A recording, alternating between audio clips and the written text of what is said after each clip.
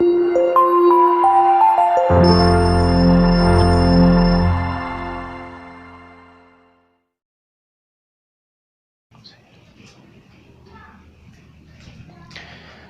हम पढ़ेंगे Roman number के बारे में, जो कि बहुत ज़्यादा ख़ास हैं। आप इनको कहाँ कहाँ कैसे कैसे इस्तेमाल करते हैं, लेकिन उससे पढ़ने से पहले हम जानेंगे रोमन नंबर के बारे में कि रोमन नंबर कहाँ पे इस्तेमाल होता था।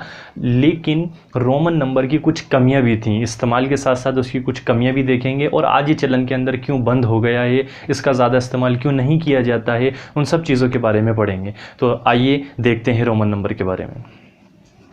सबसे पहले रोमन अंक। रोमन अंक क्या होते हैं, कहाँ से आए, कैसी संख्या पद्धति है, कहाँ से ये होकर के इंडिया के अंदर आई और यहाँ पे कैसे प्रचलन में आई, उसके बारे में देखेंगे। कहाँ पर थी, चलती थी पहले, उसके बारे में बात करेंगे।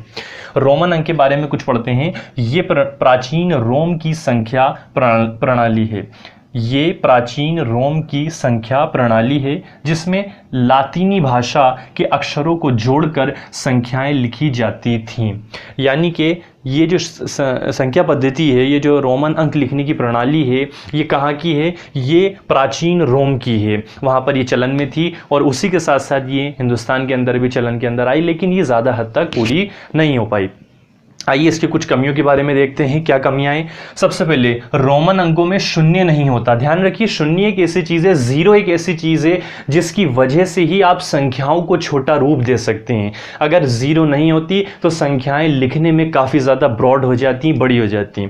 दूसरी कमी, इनमें बड़ी संख्याएं लिखना कठिन होता है। इसमें आप बड़ी संख्याएं नहीं लिख पाते, और लिखते भी हैं तो वो काफ़ी ज़्यादा लेंथी होती है, इन्हें समझने में समय लगता है, और जितनी भी बड़ी संख्याएं आप लिखेंगे उसे समझने में काफ़ी समय लगेगा। इसका अधिक उपयोग नहीं कर सकते आप, इसका ज़्यादा इस्तेमाल नहीं कर पाएंगे। क्यों नहीं कर पाएंगे? क्योंकि जितनी ज़्यादा टिपिकलनेस होती है काम के अंदर, मैथ के अंदर, किसी संख्या को लिखने में हम उतना ज़्यादा उससे कतराते हैं, पीछे हटते हैं। तो इस वजह से रोमन संख्या पद्धति के अंदर भी यही हुआ कि वो बहुत ज़्यादा ब्रॉड हो गई, बड़ी हो गई, जिसकी वजह से हम उसके लिए उसको हम अपने प्रैक्टिकल लाइफ के अंदर नहीं डाल पाए। आइए अब हम जानते हैं रोमन अंक के बारे में कि रोमन अंक किस तरह से लिखे जाते हैं। सबसे पहले आपको क्या करना है, इस तरह से हमारी जो नॉर्मल काउंटिंग है वो लिखनी है 1 2 3 4 5 6 7 8 9 10, ताकि आपको रिमेंबर रह सके, याद रह सके कि आपको क्या करना है। एक सिर्फ सिंगल एक डंडा, आम ज़बान में बोल सकते हैं एक डंडा, लेकिन असल के अंदर ये एक आई का साइन है, जिस तरह से आई लिखते हैं हम, वो लिखा हुआ है। इसमें 2 आई, इसमें 3, इसमें वी के साथ लेफ़्ट साइड पर आई, यानी कि ये संख्या को घटाने के पक्ष में बात करी जाती है। जब संख्या को कम किया जाए तो आप आई को लेफ़्ट साइड की तरफ लिखेंगे। नंबर की ये जो हमारा वी है, इसके लेफ़्ट साइड में लिखेंगे। वी 5 की पहचान कराता है, वी आई। अब जब नंबर को बढ़ाने का होता है तो हम उसके राइट साइड में आई लगाएंगे। जैसे 6 हो गया, ये 5 था तो 1 इसमें रखा, 6, इसमें 2 आई रखे, 7, इसमें 3 आई रखे, 8। अब 9th के और 10th के लिए क्या होगा, मैंने आपको जैसे पहले बताया कि नंबर को कम करने के लिए यहाँ पीछे आई लगाया जाता है। ऐसे ही ये 10x के लिए होता है, लेकिन कम करने के लिए क्या करेंगे, हम एक पीछे आई लगा देंगे। जिसको भी ये पूरी की पूरी अच्छी तरह से 1 to 10 समझ में आ गई, वही रोमन नंबर को आगे भी समझ सकता है। देखते हैं अब इसके बाद 11 से क्या होगा। 11 में देखेंगे हम सब जगह x लिखा हुआ है, कुछ नहीं करना, सब जगह x लिखना है, और ये पूरी 1 से लेकर 10 तक की आपको उतार देनी है, आपकी कंप्लीट 11 to 20, 21 to 30। इसमें आपने देखना है कि यहाँ 20 से शुरू हो रहा है, तो आप सब जगह 2 बार x लिख देंगे और वापस 1 to 10 के 1 2 3 4 5 6 7 8 9 10 उतार देंगे। आपका क्लियर हो गया। जब आप 31 की सीरीज़ में आएंगे, क्योंकि मैंने इसी को इसलिए छोटा लिखा है ताकि आपको इन सब से ये डिफरेंट लगे। डिफरेंट लगने की एक वजह है, वो क्या है वो देखते हैं। 31 से लेकर 40 तक की काउंटिंग लिखनी है। काउंटिंग लिखने के बाद आपको दिखना है कि यहाँ 3 है, तो आप 3 बार x लिखेंगे। आपने यहाँ 3 बार सभी के अंदर x लिखा, बट 40 के अंदर आपको ऐसा नहीं करना है। 40 के अंदर आपको एक्सेल लिख देना है। जब 40 के अंदर एक्सेल आ जाएगा तब आपका काम कुछ और होगा, यानी इसके बाद जो चलेगी हमारी गाड़ी 41 से वो कुछ और होगी, वहाँ पे 4x नहीं आएंगे। इसमें भी आपको ऐसा करना है, 3 बार x लिख देना और उसके बाद 1 2 3 4 5 6 7 8 9 9।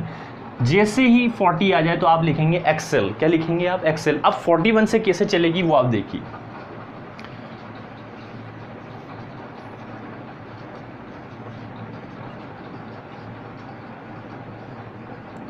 सभी जगह 4 4 4 4 4 जो हमारा है वो इंडिकेट किसे कर रहा है? एक्सेल को। तो आप इसीलिए सभी के अंदर क्या लिख देंगे?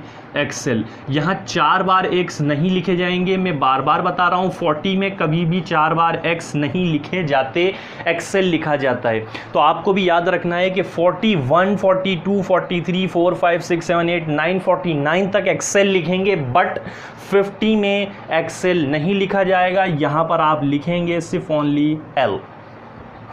वापस सभी के आगे 1, 2, 3, 4, 5, 6, 7, 8, 9, L it is indicate to 50। इसके बाद फिर आप जब भी 51, 52, 53, 54 कोई सी भी नंबर लिखेंगे तो L आपका सामने आ जाएगा। यानी अगर आपको 51 वाला लिखना है, 51, 52, 53, 54, 55, 56, 57, 58, 59 और 60, तो आप सबसे पहले सबके अंदर क्या लिख देंगे? L लिख देंगे। L लिखने के बाद आपको वापस वही काम करना है जो आप इतनी देर से इसमें कर रहे हैं। सभी के आगे 1, 2, 3, 4, 5, 6, 7, 8, 9 और LX 60 के लिए। अब मैं ख़ास तौर पे आपको एक टेबल की लिए बता रहा हूँ कि और बाकी सब चीज़ों के लिए क्या क्या लिखा जाता है। ये इसी तरीके से आगे चलता रहेगा। जिस तरीके से आप 60 में LX लिखते हैं तो आप 70 में क्या लिखेंगे? 61 से जो 70 आएगा उसमें क्या लिखेंगे? 80 में क्या लिखेंगे? 90 में क्या लिखेंगे? उस टेबल के लिए मैं आपको यहाँ पर एक चीज़ बता देता हूँ ताकि आपको वो हमेशा के लिए याद रहेगी। 60 के लिए LX था, तो हम इसके बाद लेते हैं कि 70 के लिए क्या लिखा जाएगा। तो 70 के लिए आप लिखेंगे LXX, 80 के लिए आप लिखेंगे LXXX, 90 के लिए क्या लिखेंगे? 90 के लिए आप ये नहीं लिखेंगे, 90 के लिए आप लिखेंगे XC, XC। 100 के लिए क्या लिखेंगे आप? 100 के लिए आप लिखेंगे ओनली C। इसी तरीके से 500 के लिए आप क्या लिखेंगे? 500 के लिए लिखेंगे D और 1000 के लिए लिखेंगे M। यहाँ पे ये फिनिश हो जाती है, ख़त्म हो जाती है। इस तरह से आपके रोमन नंबर सारे के सारे इसी टेबल में समाये हुए हैं। आप इसके आगे प्रैक्टिस करिए, बताइए, लिखिए, सोचिए, समझिए, इसके बारे में अच्छी तरीके से देखिए। आप इसका पूरा अच्छी तरीके से देख सकते हैं। आप इसका स्क्रीनशॉट भी ले सकते हैं। एक बार आप इसका स्क्रीनशॉट ले लीजिए। आपने ले लिया होगा, आई होप स्क्रीनशॉट आपने ले चुके होंगे। इसके बाद आपको क्या करना है कि इसकी प्रैक्टिस आगे इसी तरीके से जारी रखनी है। आपको 500 तक जिस बच्चे ने लिख ली रोमन नंबर, वो कभी भी रोमन नंबर को भूलेगा नहीं। इसलिए आप क्या करें, रोमन नंबर की प्रैक्टिसेस करें, क्योंकि ये 6th क्लास 7th 8th तक आती है मैथ के अंदर। जो फर्स्ट एक्सरसाइज ही होती है, बच्चों का फर्स्ट चैप्टर ही होता है, उसी के अंदर फर्स्ट E या D के अंदर ये आपको मिल जाएगी कि आपको रोमन नंबर चेंज करो, रोमन नंबर से नंबर में करो या नंबर से रोमन नंबर में चेंज करो। तो इसलिए आपको ये आना बेहद ज़रूरी है। और टेक केयर ऑफ़ यू।